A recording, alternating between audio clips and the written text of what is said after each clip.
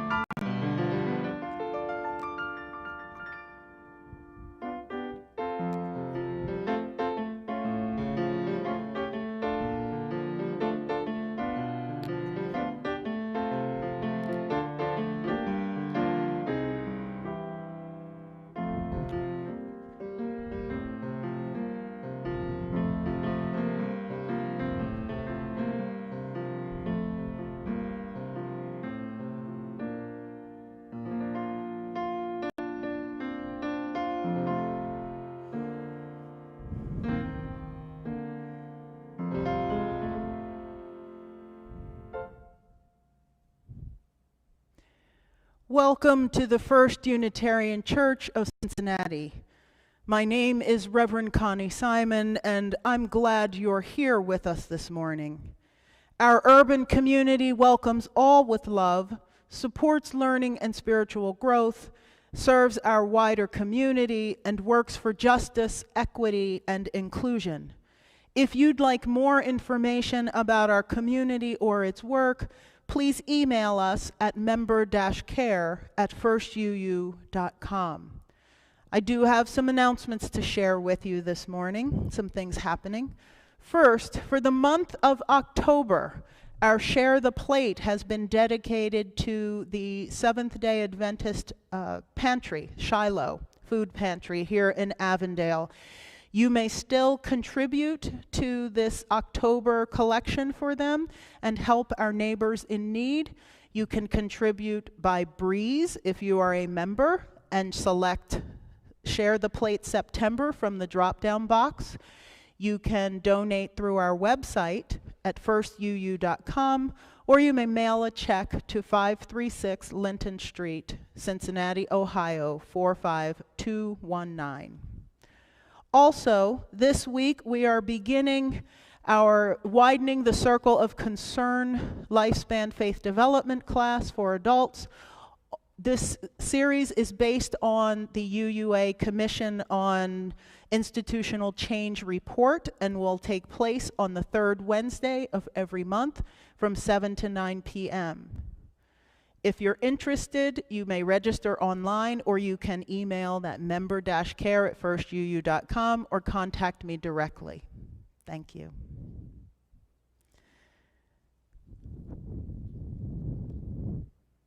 And now we light our chalice, the chosen symbol of our faith, with these words from Adrian L.H. Graham. We kindle a flame of power, illuminating the holy in each of our faces. We recognize in the flame a passionate commitment to our shared faith. We are held and carried from day to day, week to week, in the shining of the light. This flame is mine as well as yours. We are brought together on this day, called to growth, to expansion within its glow. What does your heart know while beholding this holy fire?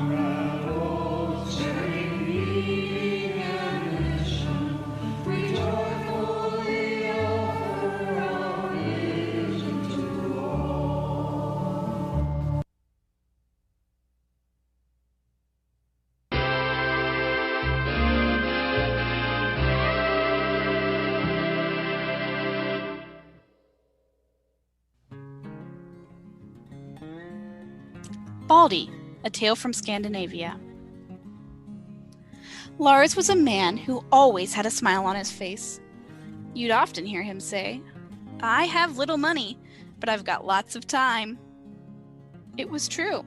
He used his time well, his work.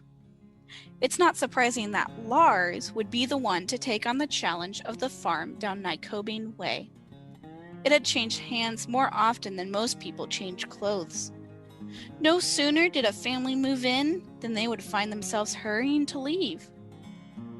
Some folks said it was on account of the soil. It was too soggy or too sour or too shallow to grow a proper crop or pasture animals. Other folks said the place was haunted. None of the villagers could seem to agree on the problem, but they all agreed Lars was wasting his time, effort, and money investing in that place.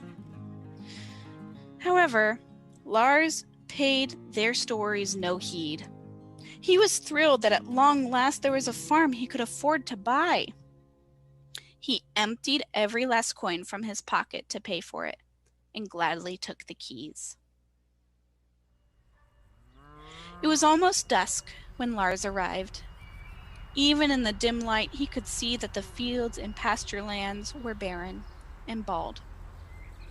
As he walked through the gate, he called out, "Good evening, Baldy."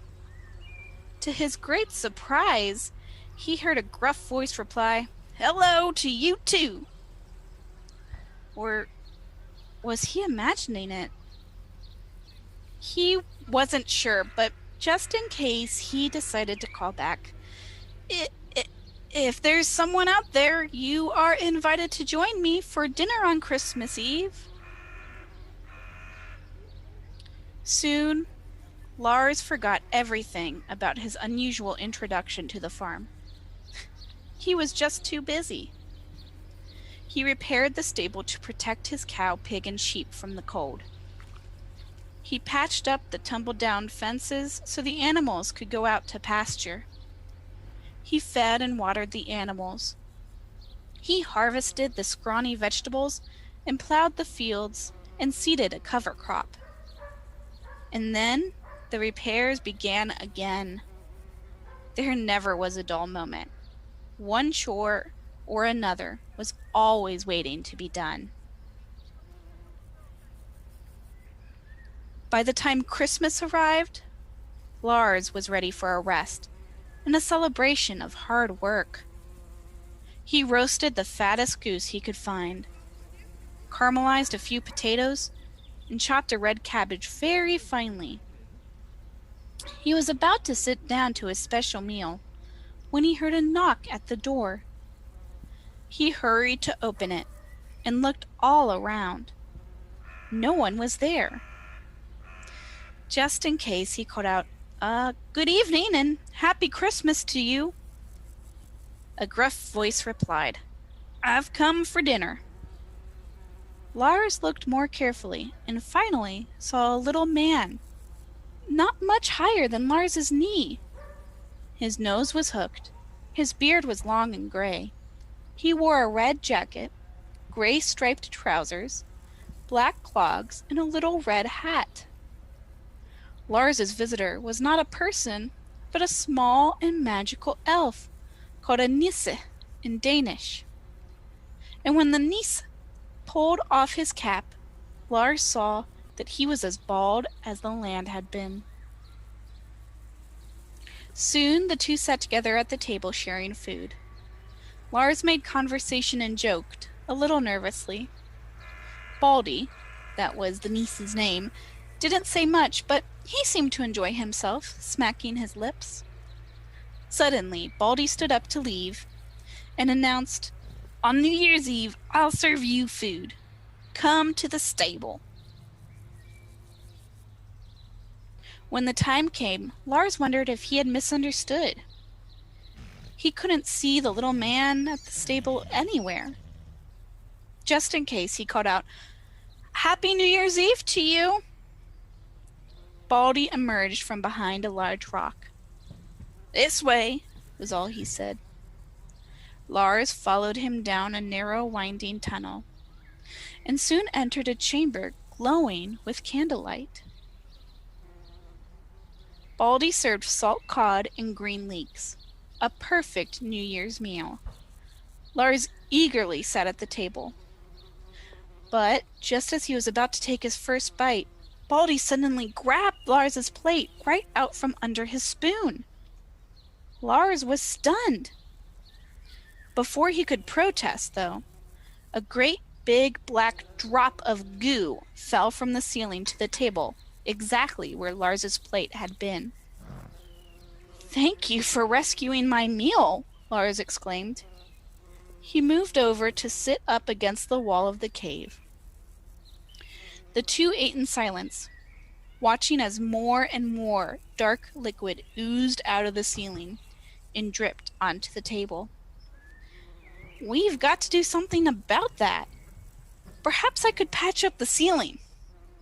"Won't help," grunted Baldy. "What's causing the leak? Is there a creek I could divert? Is there a pond nearby?" "It's your animals." "My animals?" Suddenly Lars understood that they were directly beneath the stable. The dark liquid was more unpleasant than he'd realized. "Perhaps I could dig out a new home for you. I could make it bigger if you like, round, square, whatever shape you want. It could be on the other side of the farmyard." "No," snarled the niece. "My home has been here for 1,000 years. "Oh," said Lars. His mind started whirling.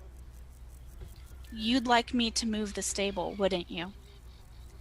"Indeed," responded Baldy. The next day, brick by brick, board by board, Lars began to move the stable all the way over to the other side of the farmyard, as far as possible from Baldy's home. He worked long and hard until at last he was able to move his animals into their new dwelling. A month later, Lars began to notice his cow had grown plump. The sheep's wool had thickened up, and his pig had a lovely rosy glow. What's more, that spring every seed he sowed sprouted. Come summer, his rye and oats grew taller and thicker than the grains grown by any of his neighbors. Folks from far and wide dropped by. They all wanted to know his secret. Lars would only say, "It took time to work things out and make things work."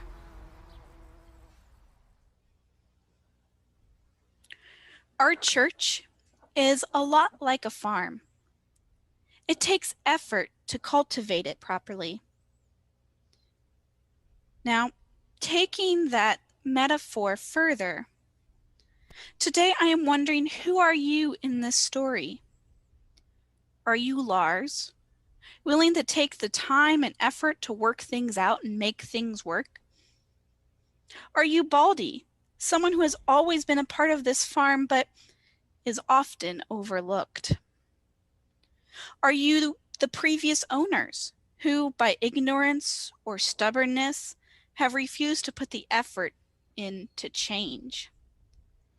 Or are you the townspeople, adamant such efforts are fruitless? Or maybe you have filled different roles throughout your time at our church.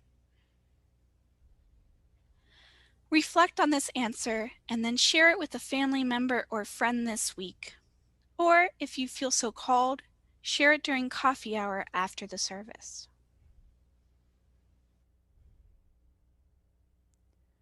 This is the time in our service when we acknowledge the joys and sorrows that have touched our hearts since we were last together. It seems strange to be in an empty sanctuary where I can't see your faces, I can't see your smiles, or comfort you when you cry. But I know that you're out there, and please know that I am with you and that I'm sending you love. Love in a time when our world so desperately needs comforting and prayer and love. And to that end, I want to share with you a love prayer by Reverend Mark Bellatini. Love, you are strong as a dark blue mountain. Love, you are fluid as a wide silver river. Love, you are as splendid as clear night sky. Love, you are as mysterious as a dark forest. Love, you are wise as enduring friendship. Love, you are true power, not mere distraction, truth, not deceit, purpose, not impulse, poetry, not prose, sing, not sang, now more than tomorrow, but tomorrow more than yesterday. Love, condense yourself into this moment, permeate the silence that joins us in community, so that in the fire of the words to come, the promises of this hour might be sealed in peace.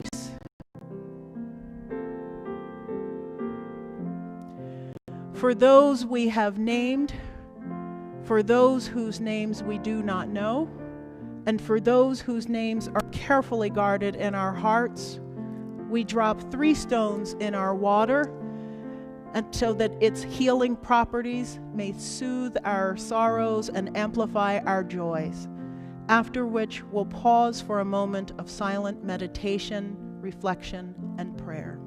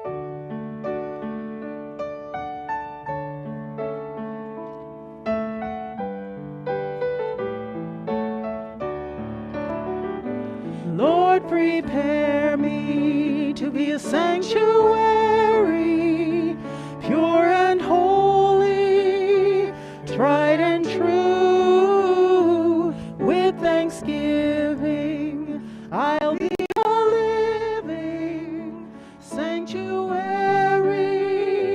for you. Lord, prepare me to be a sanctuary, pure and holy, tried and true. With thanksgiving, I'll be a living sanctuary for you. I am a temple, God's holy temple, for His Spirit lives in me, created as a sacred dwelling in the Most High God. Lord, prepare me to be a sanctuary, pure and holy, tried and true. With thanksgiving, I'll be a living sanctuary for you. Lord, prepare me to be a sanctuary, pure and holy, tried and true.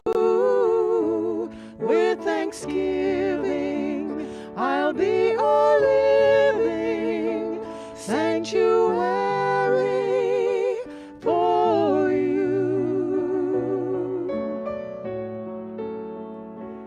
With thanksgiving, I'll be a living sanctuary for you.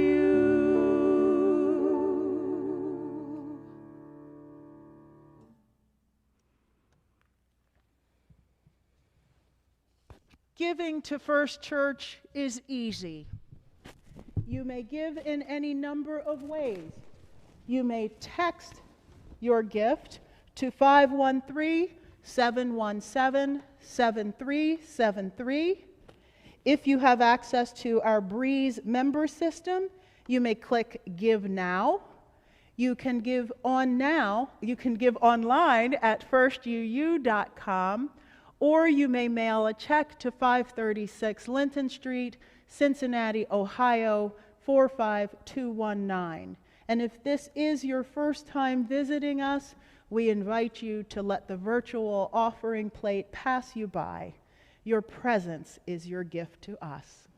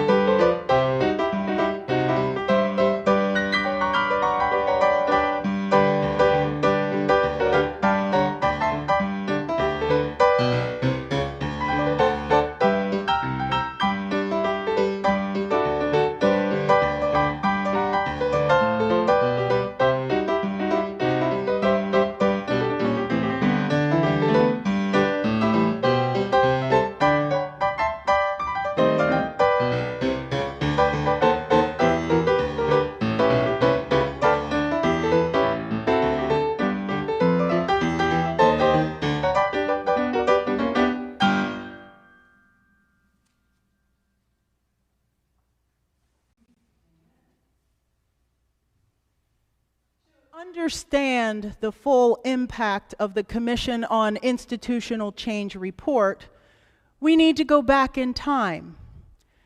Racism and oppression in America in general, and Unitarianism in particular, isn't a new story. There's much we could talk about today, but we'll leave that for another time. Today, we're only going to go back as far as 2017, to what I call the summer of our discontent. The story actually begins in the winter of 2017. This is Cristina Rivera. At the turn of the new year, she was the Director of Administration and Finance at Thomas Jefferson Memorial Church Unitarian Universalist in Charlottesville, Virginia. She was also a member of the UUA Board of Trustees. In January, Cristina and Reverend Andy Burnett, who was also a member of the UUA Board, along with 13 or so others, applied for the position of Southern Regional Lead. At the same time, religious professionals of color were gathering in Baltimore for our annual Finding Our Way Home event. And during our gathering, the news of Burnett's hiring for the Southern Regional Lead position was released. Cristina told friends at Finding Our Way Home that she had made it to the final round of interviews, but was told that she was not the right fit for the team. Now, for the last several years, the president of the Unitarian Universalist Association has been invited to Finding Our Way Home to speak to the group and answer questions. Reverend Peter Morales, who was in the final months of his presidency, did attend the event. Aware of Burnett's hiring and what had happened to Cristina, religious educator Aisha Hauser asked Reverend Morales on March 17th why all 5 regional leads were white men. And in my opinion, I was in the room, he couldn't answer the question. 10 days later, in a March 27th letter sent to UUA staff, Reverend Morales accused those who questioned the UUA's hiring practices of self-righteousness and hysteria. UU World magazine, in reporting the story, wrote, "Some have noted that a preference for ministers for certain staff positions also means the candidates will skew white, since there aren't many UU clergy of color. Morales said the association would be open to a religious educator in leadership positions, but said they seldom have as much management experience as ministers. So the question is, are you willing to overlook that and train them?" he asked, adding, "You don't want to set people up for failure by putting them in positions they aren't ready for." This prompted critical responses from the UU Ministers Association, the Liberal Religious Educators Association, Black Lives of UU, the UU Musicians Network, the Diverse Revolutionary UU Multicultural Ministries, and several individual UU ministers and ministerial candidates. On March 30th, in another letter to the Board of Trustees, Reverend Morales acknowledged the ongoing controversy regarding the UUA's hiring practices and lack of diversity in our senior leadership. He said, "Unfortunately, a note I sent to staff a few days ago made matters worse. In my hasty effort, I created more hurt for those already hurting. I failed to lead appropriately. I reacted when I should have listened. I am deeply sorry. I have clearly lost the trust of many people, and my comments have become a focal point in the ongoing discussion. It is clear to me that I am not the right person to lead our association as we work together to create the processes and structures that will address our shortcomings and build the diverse staff we all want. We need space for healing and listening." The next day, the UUA Leadership Council began a comprehensive review of its hiring practices. On April 5th, Reverend Harlan Limpert, Chief Operating Officer, and Reverend Scott Taylor resigned. Taylor had been the director of congregational life and was the one who hired Reverend Burnett for the Southern lead position. In an email to colleagues, he noted the importance of inviting those who have and continue to be on the margins into partnership to continue dismantling our structures of institutional racism, and regretted his role in not achieving those changes sooner. On April 11th, the UUA board appointed tri-presidents Reverend Dr. Sophia Betancourt, Reverend Bill Sinkford, and Dr. Leon Spencer as tri-presidents to serve until the election for the next president at General Assembly. Reverend Dr. Betancourt is the Assistant Professor of Theology and Ethics at Starr King School for the Ministry and was named Interim Co-President for the Commission on Institutional Change. The Reverend Sinkford, Senior Minister of the First Unitarian Church of Portland, Oregon, had served previously as UUA President from 2001 to 2009, and was asked to serve as interim co-president for the role of president as described in the UUA bylaws. Dr. Leon Spencer, Professor Emeritus in Leadership, Technology, and Human Development at the University of Southern Georgia, served as interim co-president for constituent outreach. 5 days later, April 16th, UU Ministers Association Executive Director Reverend Don Southworth wrote to the UUA Board of Trustees as a concerned Unitarian Universalist and wrote a letter that I can describe personally as displaying an incredible lack of situational awareness regarding the situation that was happening within our denomination.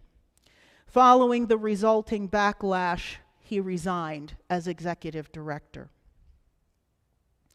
Religious educators Aisha Hauser, Christina Rivera, and Kenny Wiley invited congregations to devote one Sunday service to a curated white supremacy teach-in in early May of 2017. More than 700 congregations participated.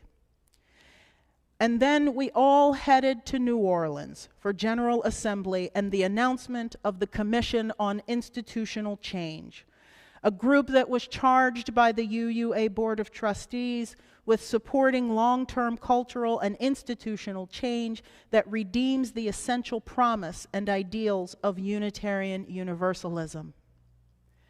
This is Reverend Leslie Takahashi, chair of the commission and one of my seminary professors, and also the senior minister at the Mount Diablo UU Church in California. I will say more about the commission and its work in a few minutes. Right now, I want to point out that much of what I've told you happened within the space of 100 days. From Reverend Peter Morales' statement to Aisha Hauser at Finding Our Way Home to General Assembly was only 100 days. And it was a tough 100 days for me and many others, I'm sure. As a second-year seminarian, watching my chosen faith seemingly implode around me was disconcerting, to say the least. It's hard on a regular day to be a person of color in Unitarian Universalism. It was extra hard during the summer of our discontent. During a class conference call in the weeks before General Assembly, a professor, not Leslie, had asked each of us to share our greatest fear. Hesitant to speak it out loud, I waited until last to go, and you know I'm usually not shy. My greatest fear was that Unitarian Universalism will let me down. I like what we say we stand for, but we don't always walk the talk. There have been commissions and working groups and task forces and committees, yet we still just can't seem to get over the hump. If those things had worked, we wouldn't still be talking about hiring practices in 2017. If those things had worked, we wouldn't have needed to have a white supremacy teach-in. As the school year ended and I headed to ministry days and General Assembly, I was afraid that it wouldn't work this time either.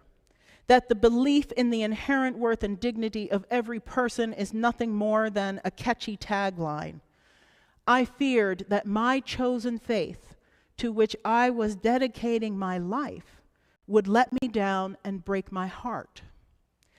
But when all this stuff happened, not only did my heart not get broken, an amazing thing happened.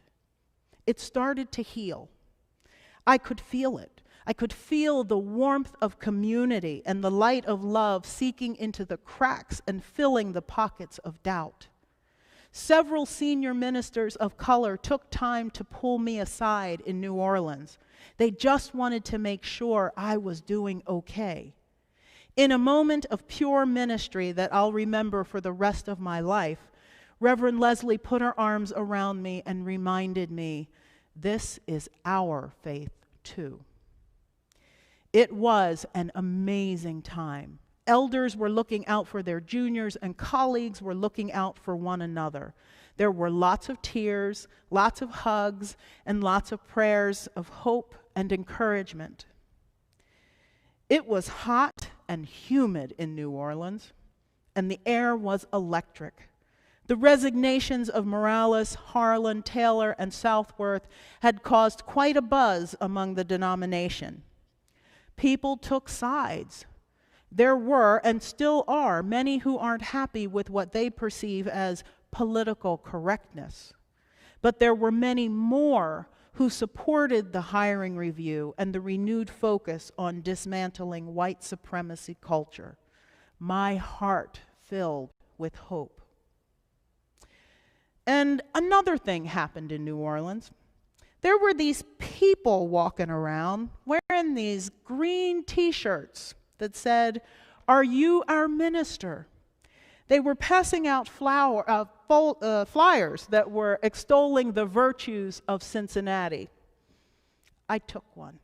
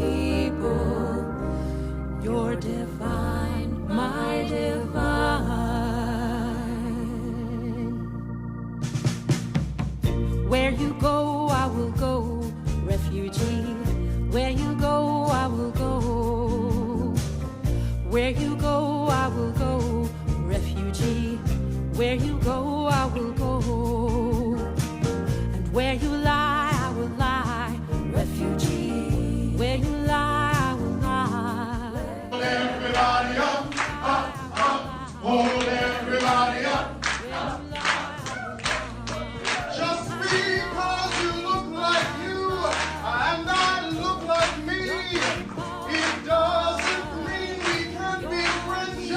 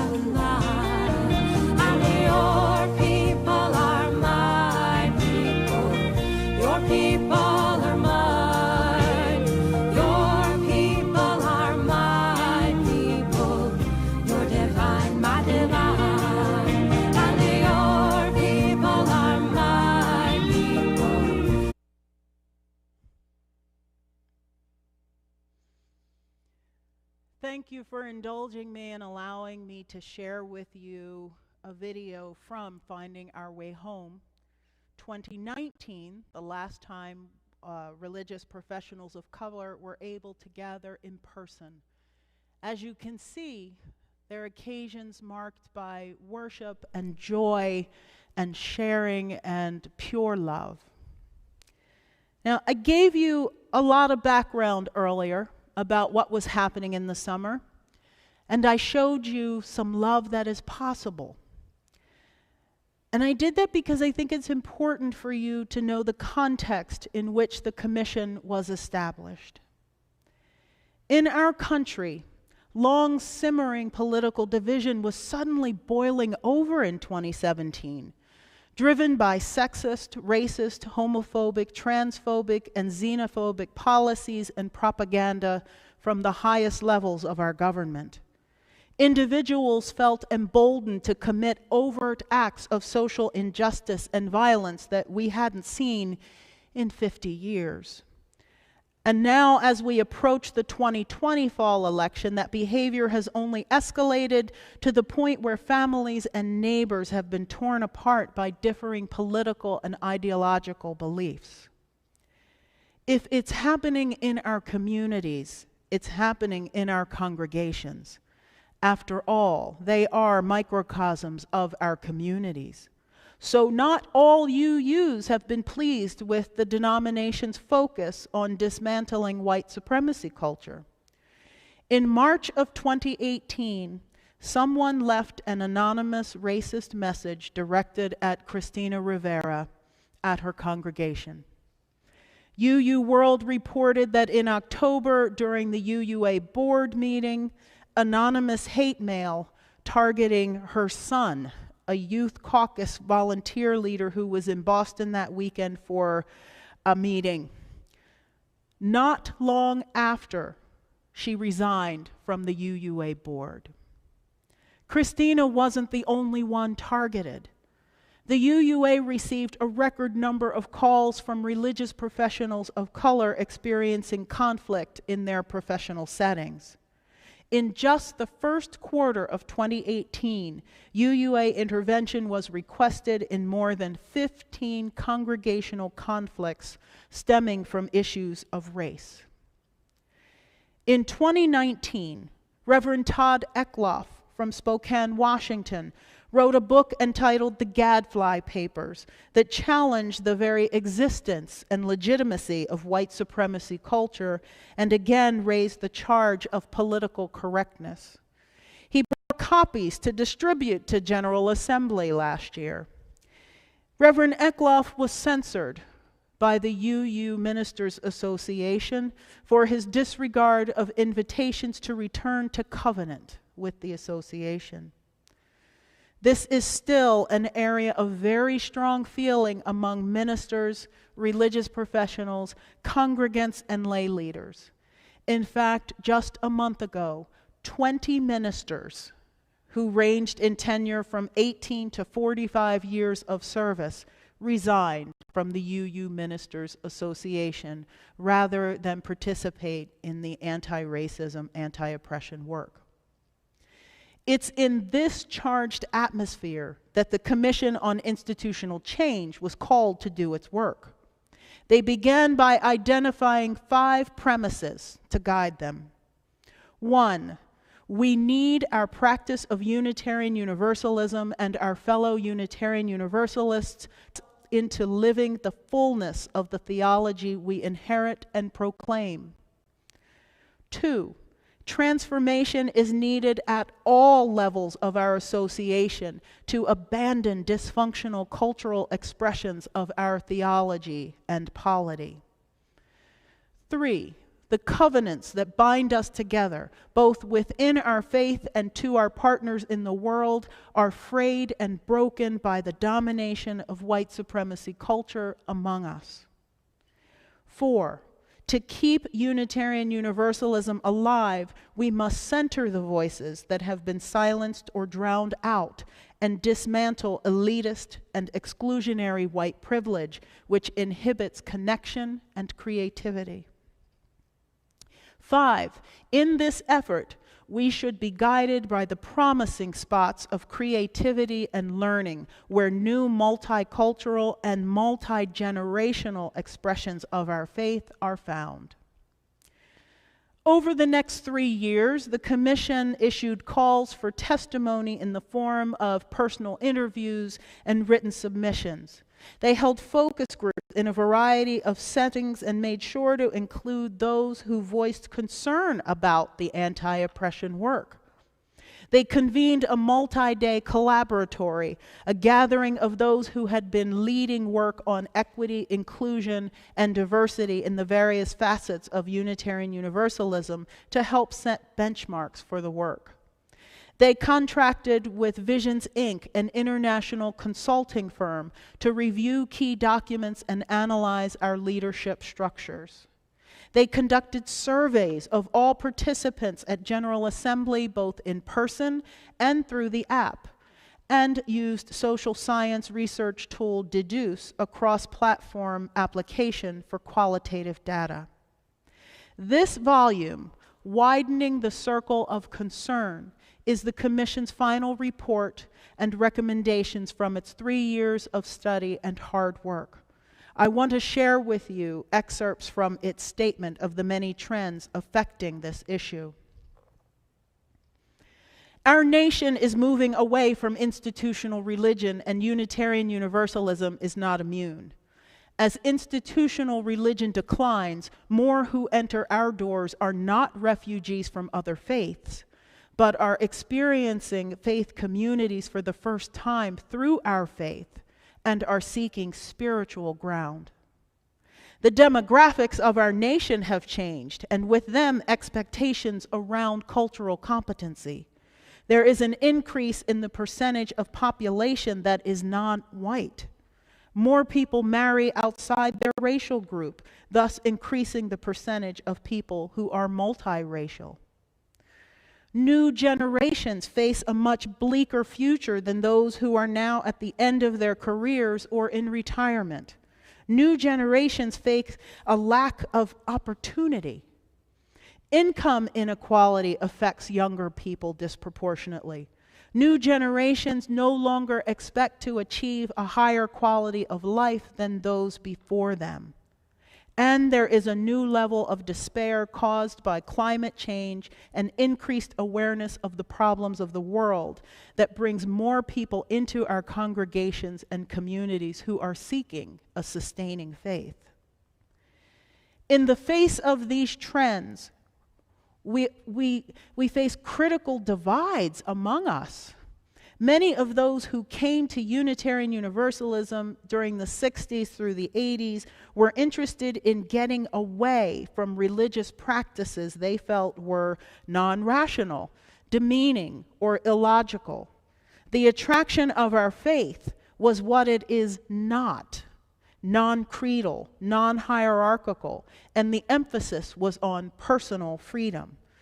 However, in recent decades, more of those entering our doors have been attracted by our beliefs, and their interest has been in the tenets of our faith. Some of us believe that we can continue the practices that have been most prevalent in Unitarian Universalism without change. Others feel it's critical for us to change. Many of those tend to be younger or hold marginalized identities. There are a number of factors that increase the tension and the divide among us. Since the early decades of the 20th century, we have not invested in developing the theological resources that could have allowed us to have a vocabulary of faith to meet these troubled times. Our faith, as with almost all institutions in our nation, rests on a culture whose economic structures depend on the annihilation of indigenous peoples and the enslavement of Africans forcibly relocated and enslaved. Despite periodic and episodic attempts to address this legacy and to address personal bias, we have not sustained these efforts and now find many of our congregational practices lacking in the standards of multicultural competency found in many workplaces. Our emphasis on hyper-individualism and the legacy of the consolidation of Unitarianism and Universalism have led to a culture of mistrust that is augmented when difference is at play. And finally, we do not have effective ways of dealing with conflict, tending to avoid it until it explodes. These explosions are often then covered up. This conflict-avoidant culture is now dangerous in an age of new interpersonal norms and the magnifying impacts of social media. In consideration of these trends, we, the Commission on Institutional Change, say, in a world where people can understand more about one another because of the way the internet allows us to enter into one another's lives, cultural competency is increasingly expected. Our theological legacy has long put us on the forefront of advocacy and prophetic action to widen the circle of concern for marginalized groups. And yet, without a focus on addressing today's issues of inclusion, we are woefully unprepared to live our values. We have spent time comparing our religious wounds rather than healing them. Our time as a haven or social club for those disaffected by other religions has passed.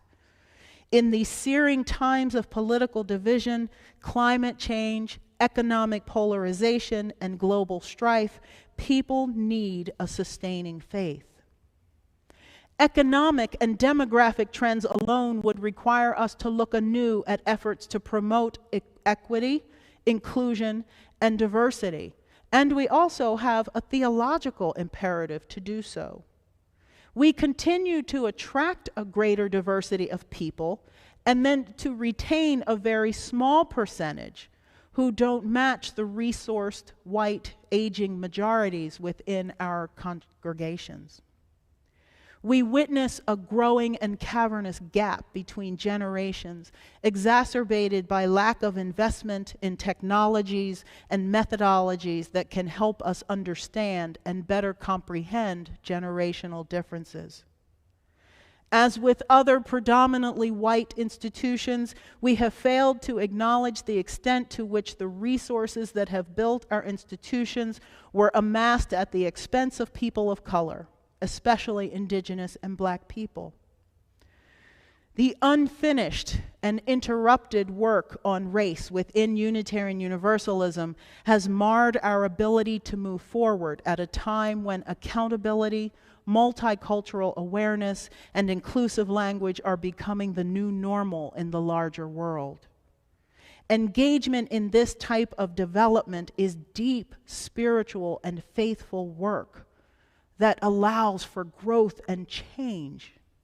We need change at the personal and interpersonal levels, and most of all, we need to make system changes that can be ongoing and lasting. The newer generations in our nation are increasingly at risk, according to many reports, including the 2019 World Happiness Report, which singled out a dramatic and disturbing decline in health and happiness, especially for younger U.S. citizens. This opening section concludes with a sobering statement. Our deliberations to date have convinced us of this. What is at stake is nothing less than the future of our faith. This report, along with discussion guides and other materials specifically curated by the Commission, will form the basis of much of our congregational work over the next several months and will help us answer the questions we posed as part of our year of discovery. How do we want to be together? How do we hold one another? And how do we sustain ourselves? Each month we'll have both a Sunday service and a weeknight discussion on the areas covered in the report. Those are theology, governance, congregations and communities, hospitality and inclusion, living our values in the world, religious professionals, educating for liberation, innovation and risk-taking, restoration and reparations, accountability and resources. You'll see this work infused in our adult and family lifespan development programming, our opening hearts and social justice work, and ongoing discussions around conflict resolution and right relations, and in renewed looks at stewardship and governance. If you don't already have a copy of the report, I encourage you to get one. The report is free and available to anyone who wants it online. You can download either a print or an audio version at uua.org. For those who prefer paper books, we purchased several copies and can deliver or mail one to you. Meredith and I will lead the first monthly discussion group focusing on theology this coming Wednesday. We'll have a group every third Wednesday evening from 7 to 9 p.m. on Zoom, or perhaps in person if we get to that point. Everyone is welcome and encouraged to attend. If this time isn't convenient for you, don't worry. There will be other opportunities for discussion and engagement with these materials. This is important and necessary work, not only for Unitarian Universalism as a whole, but for us here at the First Unitarian Church of Cincinnati. May we be up to the task.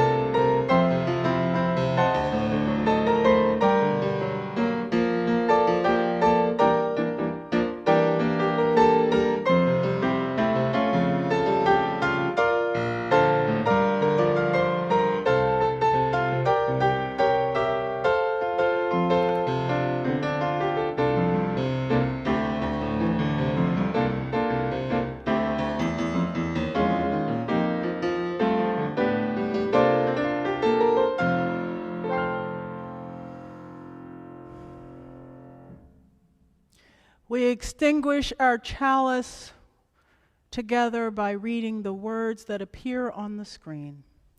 Together we say, "We extinguish this flame, but not the light of truth, the warmth of community, or the fire of commitment.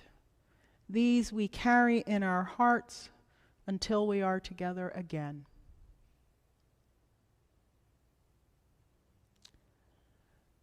Spirit of life and love, God of many names, we gather in awareness of the opportunity before us as Unitarian Universalists.